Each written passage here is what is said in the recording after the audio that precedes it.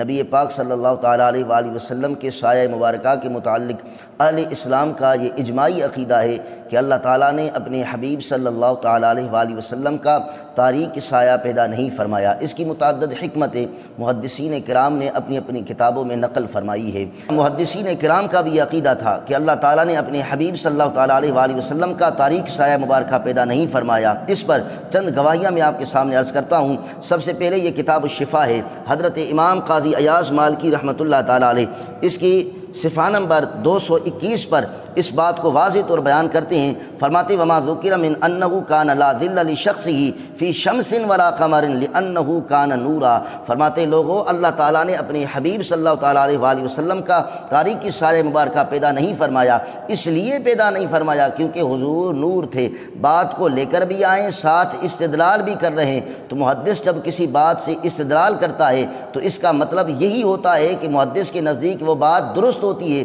اس لیے استدلال کرتا ہے۔ تو امام قاضی ایاز مالکی رحمۃ اللہ تعالیٰ علیہ اس بات کو لے کر بھی آئیں، ساتھ استدلال بھی کرتے ہیں کہ اللہ تعالیٰ نے اپنے حبیب کا سایہ مبارکہ اس لیے پیدا نہیں فرمایا کیونکہ حضور نور تھے۔ اور اسی طرح المفردات فی غریب القرآن، امام راغب اصفہانی رحمۃ اللہ تعالیٰ علیہ کی کتاب ہے، صفحہ نمبر 327 پر اس بات کو بیان کرتے ہیں، کہتے ہیں وروی ان النبی صلی اللہ تعالیٰ علیہ وسلم کان اذا مشى لم یکن لہ ظل۔ فرماتے ہیں یہ روایت موجود ہے کہ نبی پاک صلی اللہ تعالیٰ علیہ وآلہ وسلم جب سورج کی روشنی میں اور جب چاند کی روشنی میں چلتے تھے تو نبی پاک صلی اللہ تعالیٰ علیہ وآلہ وسلم کا سایہ مبارکہ ظاہر نہیں ہوتا تھا۔ تو امام راغب اصفہانی کا بھی یہی عقیدہ ہے۔ اسی طرح حضرت مجدد الفسانی رحمۃ اللہ تعالیٰ علیہ امام ربانی اپنی کتاب مکتوبات شریف کے جلد نمبر 3 صفحہ نمبر 187 پر اس بات کو بیان کرتے ہیں، فرماتے ہیں کہ اورا صلی اللہ علیہ وسلم سایہ نبوت نبی پاک صلی اللہ تعالیٰ علیہ وآلہ وسلم کا سایہ مبارکہ نہیں تھا۔ آگے وضاحت کرتے ہوئے فرماتے ہیں ودر عالم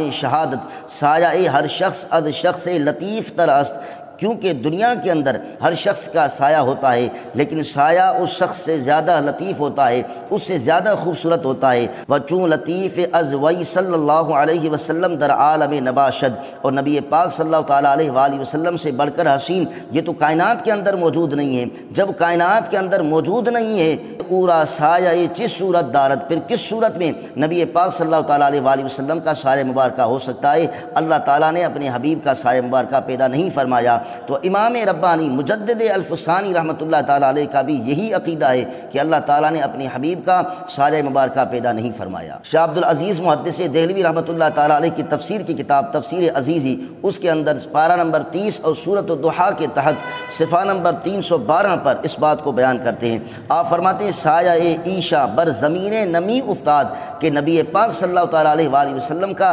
سایہ مبارکہ اللہ نے زمین پر پیدا نہیں فرمایا۔ تو شاہ عبد العزیز محدث دہلوی رحمۃ اللہ تعالیٰ علیہ کا بھی یہی عقیدہ ہے۔ حضرت شیخ عبد الحق محدث دہلوی رحمۃ اللہ تعالیٰ علیہ اپنی کتاب مدارج النبوہ جلد نمبر 1 صفحہ نمبر 21 پر بیان کرتے ہیں وَنَبُود مَرَعَ حضرت صلی اللہ علیہ وسلم را سایہ نہ در آفتاب و نہ در قمر، کہ نبی پاک صلی اللہ تعالیٰ علیہ وآلہ وسلم کا سایہ مبارکہ نہ سورج میں نظر آتا تھا نہ چاند کی روشنی میں نظر آتا تھا۔ آگے فرماتے ہیں وَعَجَبْ است این بزرگانے کے ذکر نہ کر دند چراغ را، کہتے مجھے تعجب آتا ہے ان بزرگوں پر کہ جو نبی پاک صلی اللہ تعالیٰ علیہ وآلہ وسلم کے چراغ کو ذکر نہیں کرتے۔ کیوں؟ اس لیے کہ وہ نور یکے اد اسماء آ حضرت است، کیونکہ نور یہ نبی پاک صلی اللہ تعالیٰ علیہ وآلہ وسلم کے اسماء مبارکہ میں سے ایک سرکار کا نام ہے۔ فرماتے و نور را سایہ نمی باشد، اور نور کا سایہ نہیں ہوتا۔ تو شیخ عبد الحق محدث دہلوی رحمۃ اللہ تعالیٰ علیہ ان کا بھی یہ عقیدہ تھا اللہ تعالیٰ نے اپنے حبیب صلی اللہ تعالیٰ علیہ وآلہ وسلم کا